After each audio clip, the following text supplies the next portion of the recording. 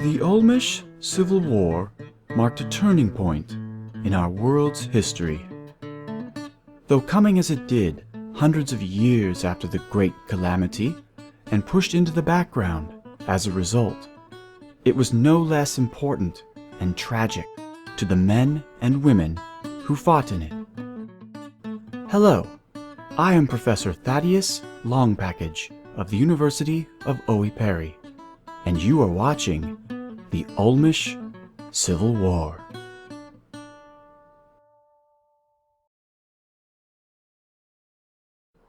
It is winter in the year 4 of the Ascension Wars.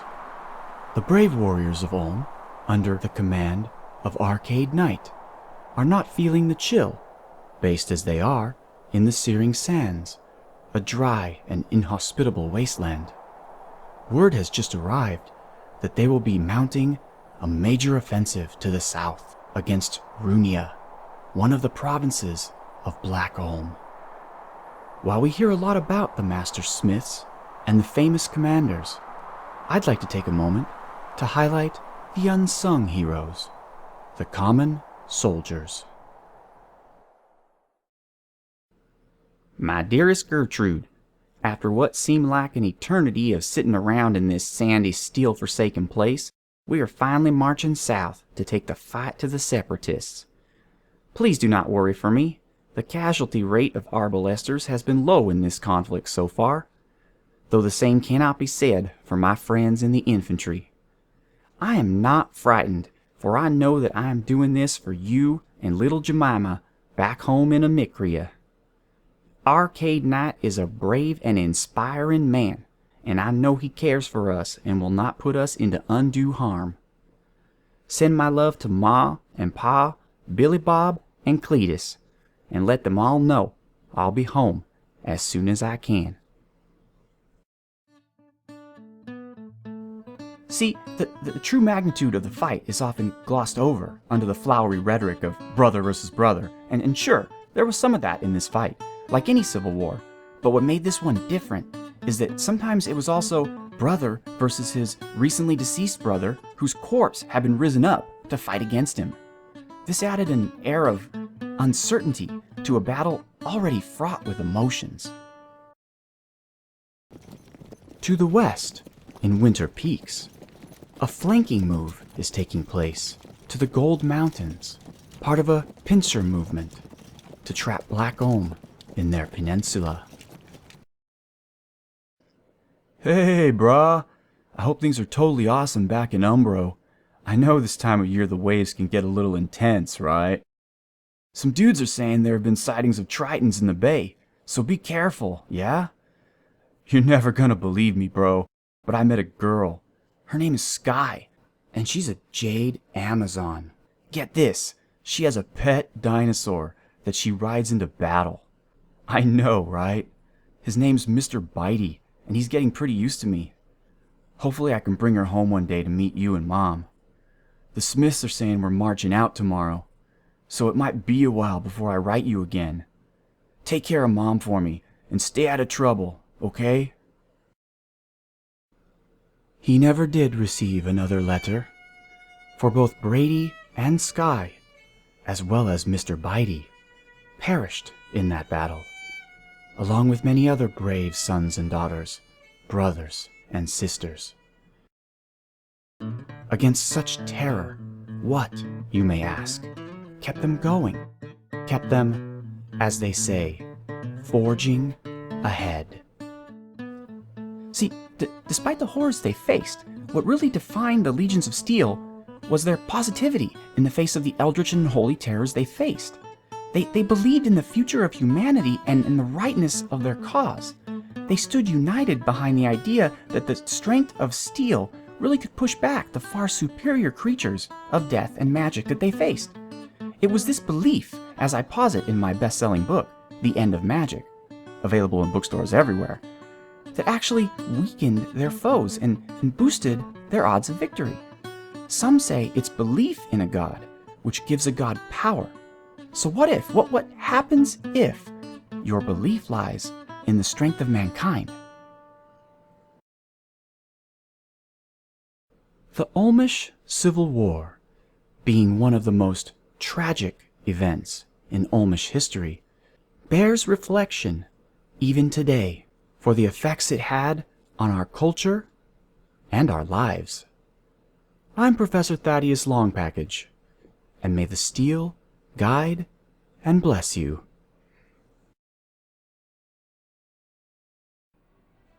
Welcome back, ladies and gentlemen. I am Marcus Aurelius, and this is Dominions for the Thrones of Ascension. We are Ulm, and we are forging ahead. And we are now soon to be seeing, hopefully, the end of the Ulmish Civil War. The citadel of Black Ulm in the swamps of Black Ulm is being surrounded by the legions of steel in all of their numbers, with more heroes and great figures than you could possibly count. Of course, I didn't think about this, but I'm going to have to move all of them back quite a ways in the storming the castle, because with this number of heroes, some of them are going to get hit by the castle defenses. In fact, I might have some of them stay out of the battle. We'll see. Well, let's read the messages. Goremasa, the Bakemono general, has claimed the throne of the Second Age in the name of Lodvathu. They are still hanging in there against Nazca.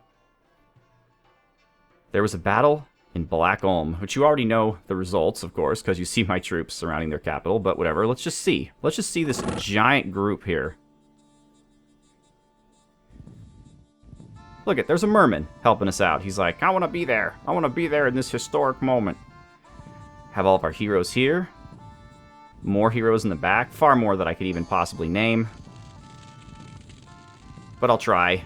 Arcade Knight, Irati, Steels, Reus Storm, Platinum Black, Cabuis, Franscom Biscow, Garmet, Overlord, Chase Vader, Hannah Banana, Private LSD, Schwartz Rider Camos, Pickle Mouvet, John Weinert, Ewok Impy, Walden of Ulm, Logo Theets, Jean-Luc Picard, Krager, The Zax, Dr. Quacksalver, Gendrick, Gordon Overkill, Waylander. Oof. I need a moment, folks. Wayland, Sloosh Towington, Ephraim, Hansa Big Sword, Colonial, Damaris, Jack Swarzard, Demonicus, Furiato, Cyber Commando, Acros, Bane, Gru. And that's everyone. We're still iron skinning ourselves. So we haven't even got to the main event yet. We're just spelling ourselves up.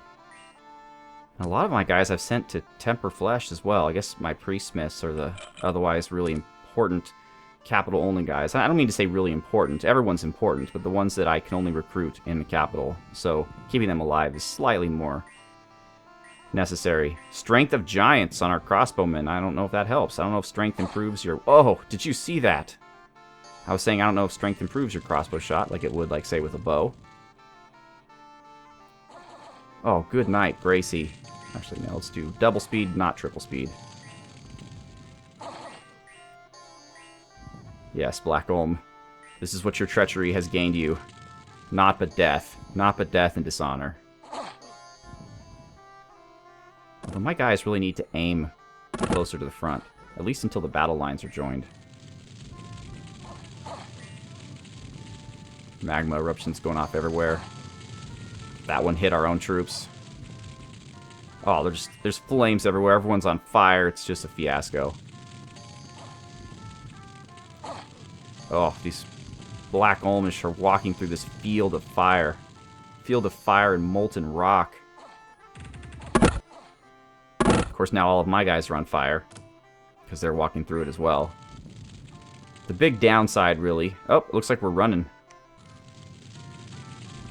The big downside to magma eruption is that it does cause lingering effects on your own troops, unlike Iron Blizzard, which does not. I mean, it might hit some of your guys, but it's not going to last for 3 turns. And there's a fireball perfectly aimed. Oh. We can't quite magma erupt all the way to the archers. But our crossbows are getting out there. This guy here, he's had enough. Fraz, the commander, he's frazzled the commander. Oh, he's on fire. Life is not good for Fraz. We got magma bolts. Oh, that guy just got hit. He's still alive, though. Wow, that's amazing.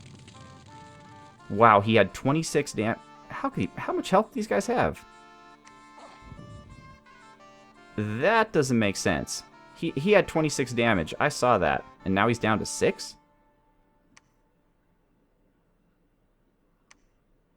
I don't know. Whatever. Couple weird things going on here, but, you know. That's life. And the crossbows, they're enduring. Well, just as I said that. Alright, let's see. 13 infantry, of course. 1 pikeneer. What's good about this is it lets us kind of see what we're working with. We have 173 arbalests, 7 mermen. They all survived. 90 pikeneers, 96 infantry, now down to 83, 87. So we have more guardians guarding our commanders than we actually do frontline infantry to fight. That's hilarious. 7 priest smiths, 6 black priests, 24 master smiths, 4 commanders, 1 black lord, and 1 regular commander. That's who we've all got. Gold loss in Gamer, spring floods, that's too bad. We've started to destroy the gate at the Fort of Black Ulm, but we need more time to succeed. And Bob. Unfortunately, Bob the Master Smith died of a disease due to those filthy infidels taking the throne and causing disease amongst the world. So what's happening? Let's do this quickly. Batman's going to move into Xibalba. We have everyone here. Erectus, Endlord, Stalker, Wolf, Chief Mikey, Morgoth, Azard, Magnus the Mad, Coldnar, Towercap, and Crusader are all going to attack the Impassable Mountains and the throne. We have Stamps and Nidoros coming up to back them up. Kuna and F. Boley are searching. Maria Stark is still patrolling Mireni. We're forging the Sword of Many Colors. Why? So that we can give it to Lobo. Why? Or not Lobo, to Soups. Why? So that Soups can have 3 water, which will allow Soups to then start forging the Water Robe, which will give everyone 3 water. Why is 3 water important? Well, you can summon Naiads. You can do a bunch of interesting things with it. So Soups will have to lose the Thistle Mace, but that's okay, because we'll give it right back to Soups. We just need the Sword of Many Colors. We'll just have it. All of our artifacts that are limited in quantity, we're just going to move around a lot. I'm also having Chief Smith eventually forge the Tome of High Power, which is kind of spooky because it gives you a Horror Mark chance, so he's never going to get it himself. But it will be bouncing back and forth from our Astral and Air random smiths, so they can forge higher caliber items in those 2 fields. Also, I had the Chief Smith forge this, Draupnir, which is a coin that gives 200 gold a month, and I gave it to Kendrick because we need all the money that we can get. Ion is taking a buttload of guardians, and he is going to go to Highwoods, but eventually to Kopos. And I've given him Earth Boots, but you know what? I'm going to take this away from Grumzub, because Grumzub hasn't really been fighting. I'm going to give that to Ion, just to give him a little bit of extra fortune there. Alright, so we have Praetorian Pandas ready to go, and we're moving him out. But you have to be careful, because I'm giving him armor. I didn't give him the best armor I could. I have black steel, but I instead gave him the Bright Mail Halbergion. It doesn't have as much good protection, but it does not lower his defense and has no encumbrance. This is important because even though he has no fatigue, he is going to be casting some really heavy spells before he goes into battle, and those are going to lower his fatigue quite a bit. So I took up a whole item slot just to give him reinvigoration. It does give him some strength too, which is good. But, I mean, there's plenty of other things that would do better here. But I did this again because his spell casting at the beginning is going to really wear him out. And I want that to reduce as he continues fighting. He's got this artifact, the Helmet of the Dawn, which gives him awe. Hopefully, if he dies, I hope we don't lose it. I'd rather get destroyed so that we can reforge it. Firebrand, which, as you know, is a really good anti-chaff weapon because it lights people on fire, does small area fire damage. I have the Boots of Quickness, which will give him 2 attacks. Give him an extra attack a turn. And the Charcoal Shield means that anybody who attacks him, which won't be that many people actually because he has awe, but anybody who gets through will be hit by a fire attack. And of course, anything that gets through all that will have to deal with the Dancing Shield, which has a protective force, and it says that it has a 50% chance of blocking any incoming attack. So with Awe and the protective shield, odds are he's not going to be taking many hits, but any that he does will attack the person with fire. I didn't use a Vine Shield because that's, I think, it's a little overkill, because then that'll stop them from attacking. I mean, nobody will ever touch this guy, which is fine. Maybe for underwater attacks. I didn't send him underwater, by the way, because he's a poor amphibian, which means he'll take severe penalties to defense and attack, which against a typical underwater army is not that big a deal, but against 120 sharks, he may not serve the purpose that we intend him to serve. All right, let's introduce some new people, huh? We have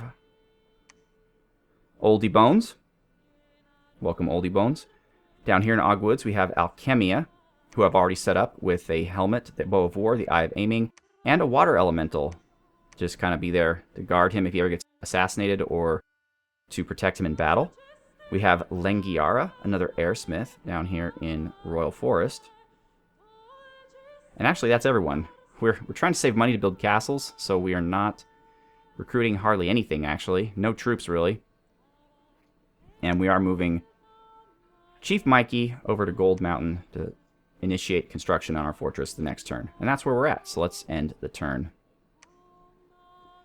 Alright, so if we're lucky, nothing will happen this turn, because we're not attacking anybody, so hopefully no one will attack us. Or wait, no, we're attacking the throne. What am I saying? Alright. None of our searchers found anything. We did gain a level in construction, so I think we're ready now. I think we're ready to Iron Dragon the whole world, and also a mechanical militia. Hooah! Bandar log. Baladitya, the Bandar commander, shall hereby be known as the prophet of Ipfit. Okay. Impassable mountains. The throne. Now they have Springhawks, so you'll notice I changed my entire setup to be a big box to protect all my smiths. Which was a huge failure, because they're all, even though I put them all in the middle, they're all standing here on the end, especially Morgoth. Thanks, Morgoth. I wanted you to stand in the middle. I ordered you to stand in the middle. Springhawks are kind of the toughest of the elemental spirits because they're ethereal. They're all ethereal, but the Springhawks have this lightning attack, which is just miserable. My smiths better start getting into the game. Who's the closest to them? Tower Cap. Wow, Tower Cap is rocked. Not only is he fleeing, but he's down to 2 hit points. And what about this guy? Crusader is okay. So it looks like Tower Cap's the only one who's taken any attack. And Tower Cap is now fighting. And that's the end of Tower Cap, unfortunately.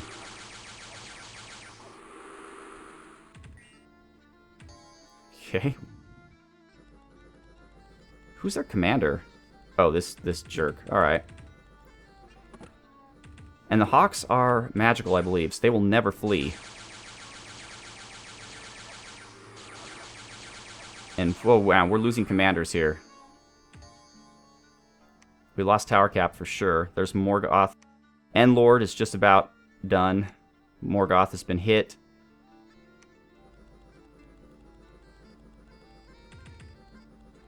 Oh boy. Endlord just went down. Morgoth still stands. Now we have Wolf and Magnus the Mad right in the front lines. Men are running. Yeah, I hate the Springhawks. If this were the Bears, the Wolves, we'd crush them like nothing. But the Springhawks are just annoying.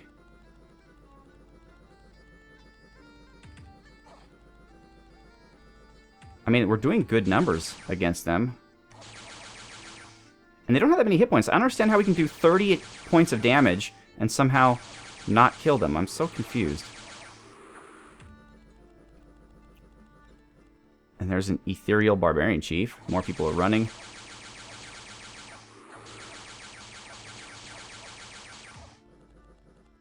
This is just fiasco.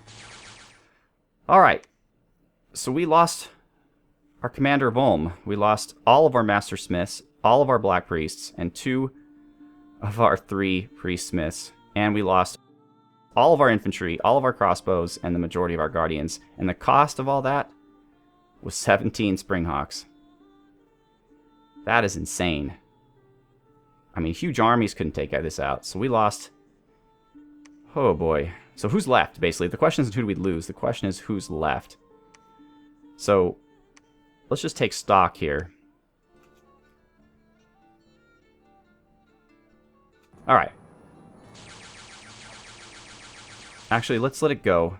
Instead of clicking on them, I can see who they are from their casts.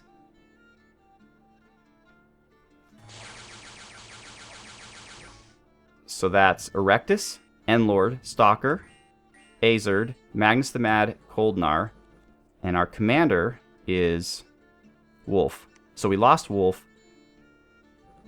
So one of these guys out of Stalker, Azerd, Magnus the Mad, Coldnar, and Endlord, one of them survived. Unrest +3 in Khmer.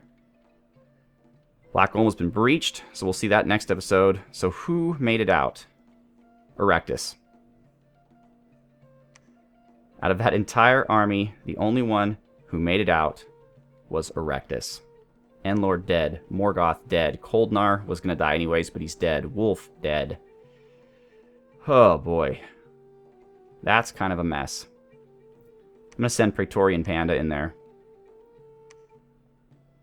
Actually, he's fire resistant, but really to fight in this, you should be shock resistant, I think. That's the key. So we're not going to send Praetorian Panda in there. We're going to send Praetorian Panda to Gold Mountains. Why? Because we'll build a lab there. And once we get into the lab, we can design a lightning item for him. Holy crap. That was probably the biggest loss of this entire campaign. And again, it's those frickin' Springhawks. I hate those things. And it didn't help myself that I attacked them in the spring when they are the strongest they could possibly be. God, that was horrific. Well, ladies and gentlemen, next episode, we are going to be storming the Fortress of Black Ulm, and I'm certain, despite my best efforts, that we will lose even more heroes in that battle, unfortunately. We do have quite a bit of money now, so we can build our castles, and we will soon have this thrown one way or the other. Maybe we can send an Earth Golem in there to assassinate the guy. We can now do Iron Angels. There's a lot we can do, but let's just take a moment of silence to remember our many great fallen heroes who unfortunately miscalculated. I miscalculated. The Chief Smith miscalculated in initiating this battle. We thought it was going to be a cakewalk. Why not? We were just knocking the Black Ulm forces all across the field, but we weren't ready for the Springhawks, and we paid for it with the lives of like 6 of our greatest heroes. Once again, I am Marcus Aurelius. I'd like to thank you very much for watching. Have a good one.